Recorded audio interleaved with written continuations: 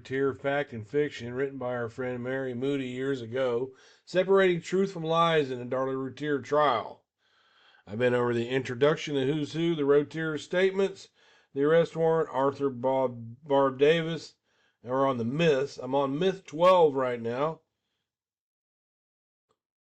Doctors and nurses' testimony at trial contradicted their notes in Darlie's medical record. This accusation stems from the mistaken belief that nurses are free to chart opinion in a patient's medical record. As anyone who has gone through nursing school will tell you, they cannot. If a nurse sees a patient crying, he or she may chart, patient is tearful at times, but they are not supposed to opine as on whether the tears are genuine or contrived. The truth is, there were no contradictions, because their chart observations and their testimonies were two totally different things. The medical personnel singled out for the false allegations are as follows. Dr. Patrick Dillon. Claim. On the stand, Dr. Dillon was asked if he saw tears streaming down Darlie's face. He responded, at the end of my visit, she did cry a little bit. She had a photograph of her children in her hand, and then she cried a little bit. However, he described Darlie as tearful and frightened in his report. Fact. There is no contradiction here, because these are two separate occurrences. The admitting history and the physical report below left, in which he described Darlie as tearful frightened, referred to her arrival in the emergency room at 3:30 a.m. on 6/6/96.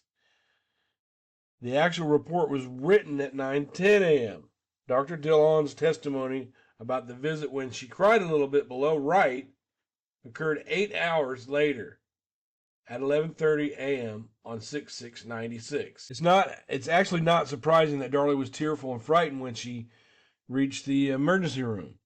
Larry Byford, the paramedic who assisted Darlie in the ambulance, testified that she was anxious to get on the way to the hospital. Byford, en route, she acted anxious. It was, how much further to the hospital? Are we there yet? Things of that nature. Davis, okay. So she's asking, how much longer until you get me to the hospital? Byford, that's correct. Since Darlie claims she already knew that Damon was dead and never asked about him in the ambulance, it's safe to say that the anxiety and fear were for her own injuries. Supporting this argument is her comment on the 911 call, as her boys lay mortally wounded. I feel really bad. I think I'm dying. Although her injuries were minor, Darlie may have believed, due to the blood, that she had inflicted her own cuts deeper than she had intended. Oh. Christopher Wildgulch, the nurse who tended Darlie from 5 to 7 a.m. on 6/6, contradicted his own testimony. He said Darlie was awake and alert, but, on the other hand, she wasn't speaking consistently. Fact. Wilga's testimony that Darlie was awake, alert, and oriented is supported by everyone who saw and spoke to her that morning, including Phyllis Jackson, Jim Patterson, Chris Frost. It is also reflected in Wilga's focus notes. His statement on the stand that she wasn't speaking consistently had nothing to do with her mental alertness. He was simply referring to the fact that she wasn't talking constantly. Shook. She was not just droning on in her sleep? Walguts. No, not at all. She wasn't speaking consistently. It wasn't a continuous dialogue. Shook. She would make these comments, Walguts, periodically. The purpose of this bogus contradiction is to imply that Darlie was out of it, and therefore her comments about obscuring fingerprints on the knife should not be taken seriously. But Darlie was not out of it. On the contrary, she was alert and very much in her right mind, even after Wilgos gave her a small dose of pain medication before the police arrived. Claim. Wilgos' testimony that Darlie had a flat effect was influenced by the other nurses because they all stayed at the Holiday Inn during the trial and sometimes ate meals together. Fact. Without coming right out and saying it, supporters are implying that the nurses conspired to send an innocent mother to death row. That is absurd. Chris Wilgos had never even met the other nurses until they were called to testify. Toby Shook met with Wilgos and the other medical personnel to show them photos of Darlie's bruises. Understandably, he wanted to know if they had seen the bruises or signs of blunt trauma while Darlie was under their care. Many people believe that it's illegal for an attorney to prepare a witness ahead of time for the questions that will be asked in court. It is not.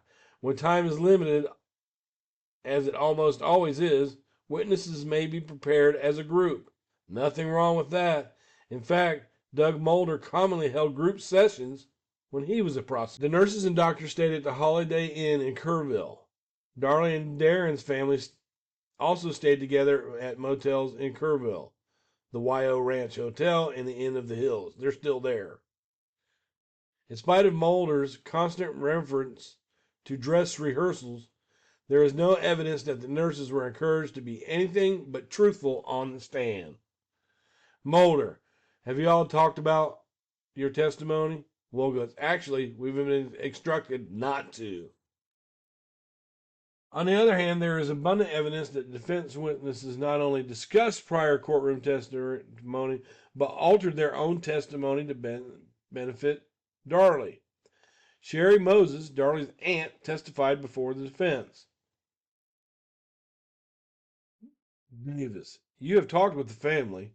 You all have discussed the testimony, and as a matter of fact, you have talked with Sandy, Darren's aunt, and she has been in this courtroom taking notes every day. So you know what's going on in here, don't you? Moses, pretty much, yeah. Davis, so you know that there's been a lot of testimony about bruises to the right arm of Darlie Routier, don't you? Moses, yes, I do. Davis, they told you what's going on? Moses, sure. David Rogers, who officiated at the boys' funeral service, also testified for the defense. Not only did he and Darren know each other prior to the murders, but Rogers and Darren's cousin, Randy Reagan, were close friends. Pastor Rogers' wife worked in Darren's electronics business prior to that trial, and Rogers himself admitted to developing a very strong relationship with Darlie, having visited her more than 50 times in the Dallas jail. Prosecutor Wallace, have you been made privy to the notes the family is taking here, or have you just heard about this? Rogers, I know that it's being done. I have not seen any of them. Wallace, they told you what's going on? Rogers, sure. I'm going to stop right here just for a moment. What I want to explain is that Darren's aunt Sandy Akins was sitting in the courtroom, rigorously taking notes of what was being said, the testimony, and then taking those notes back out into the hallway where people that are set to be on the stand are not allowed in until there's time for the stand, and sharing those notes so these people knew what was being said. There's a reason why they keep you out of the courtroom if you're a witness, all right? So these people knew what was being said, and they had a chance to change their story before they got up there. Sandy Akins was also reprimanded by the judge in open court about taking notes and speaking to people about the case. Sandy Akins is also the one who claims that the judge fell asleep 17 times during the trial. However, she's the only one that saw that in a full-packed courtroom. Jody Cotner claimed Jody Cotner downplayed Darlie's emotional state, suggesting that she was not grieving as a mother normally would. Fact. Cotner was well aware that individuals experience many emotions during times of trauma. She testified that people who lose their children have a wide range of emotions and react somewhat differently. The key word here is somewhat. As a nurse trauma coordinator for 11 years, Jody Cotner had counseled many, many mothers who had lost their children. She had seen it all, from hysterics to white knuckles, but something about Darlie's reaction was off. It was like nothing she had ever observed before. Shook. They react somewhat differently? Cotner. Everybody is an individual. Yes, sir. Shook. Okay, but are they all inconsolable? Cotner. Mothers? Mothers are. It doesn't matter if her kid is 3 or 53. You're still their mother, and they are inconsolable. Shook. Have you ever seen the reaction that you were seeing in the defendant in any of your previous experiences? Cotner, no, not in my experience. And, just summarizing here, Jody Cotner is also not the only one at different times that used the words flat effect. Dr. Santos used it, Dr. Dillon used it. I mean, they felt like she was just flat and bland and just not appropriately freaking out about her children being killed. And that carried on to 8 days later when she was having the silly string. People felt like she was just not grieving properly. Diane Holland claimed Diane Holland minimized Darlie's expression of emotion during her hospital stay. However, a prior nurse's brief notes regarding Darlie's demeanor, approximately half an hour before Holland received her, reported that Darlie was very, very, very emotional and had periods of crying and sobbing. Fact.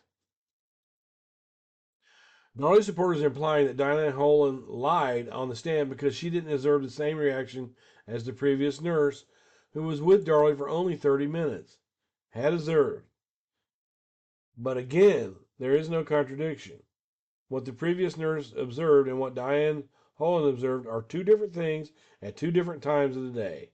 Diane Holland could not chart or testify to something that she did not personally see.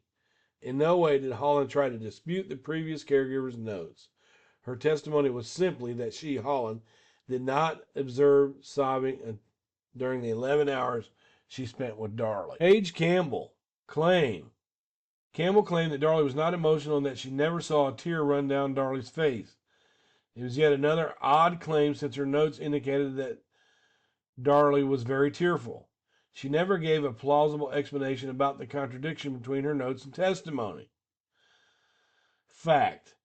Much like Jody Cotner, Paige Campbell sensed something off in Darlie's emotions. Something's not right.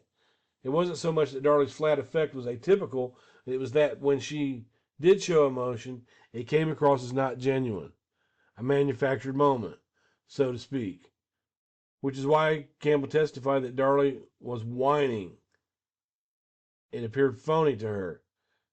She clarified on cross-exam why she wrote very tearful in her notes rather than whining. And it supports the contention that the nurses are not supposed to chart opinion. Mosty, you chose the words very tearful, didn't you? Campbell, the reason why I chose the words very tearful is because I saw her whining. And if I say whining a lot in my notes, that gives a negative connotation to the patient. Paige Campbell's testimony was probably also influenced by another factor. As she noted in Statement 5, Darlie told Nurse Campbell that the 3 scratches on her left hand came from fighting off the knife. This must have raised a huge red flag for Campbell because those cuts do not resemble defensive wounds at all, particularly not from a butcher knife. In my opinion, these cuts that you have right here, right here, and right here, they are not defense wounds from a huge knife. All right? If you want to see defense wounds from a huge knife on a person's hands, look at the pictures of Travis Alexander as he was stabbed by Jodi Arias. In my opinion, this is either a knife slip from the stabbing or when she pulled the screen. She pulled the screen. Claim. Denise Falk was another nurse at Baylor. She was with Darlie from the evening of the 6th until 7 a.m. the following morning. She testified that Darlie's eyes got wet, never really saw tears go down her face. However, in her notes she wrote, patient tearful at times. Fact. There is no contradiction between Falk's notes and her testimony. Describing someone as tearful can mean what it says. Tears in eyes, but never enough to spill over into the cheeks. Shook. Did you see her cry some during the night when you were with her? Falk. Her eyes would get a little wet, but I never really saw tears go down her face. Interestingly, Denise Falk was quite troubled by the discrepancies between Darlie's story and her wounds. So troubled, in fact, that she made some personal notes, which she kept in a safety box in her apartment. Like so many others, Miss Falk sensed that Darlie's story did not add up, that her emotions were like nothing she had ever seen before. In conclusion, It must be remembered that 8 witnesses for the defense and 1 for the prosecution, James Patterson, testified that, in their opinion, Darlie was grieving appropriately. It was up to the jury to decide which witnesses were more credible than others. Their deliberations would have been strongly influenced by the totality of the evidence, as opposed to the one isolated piece of evidence.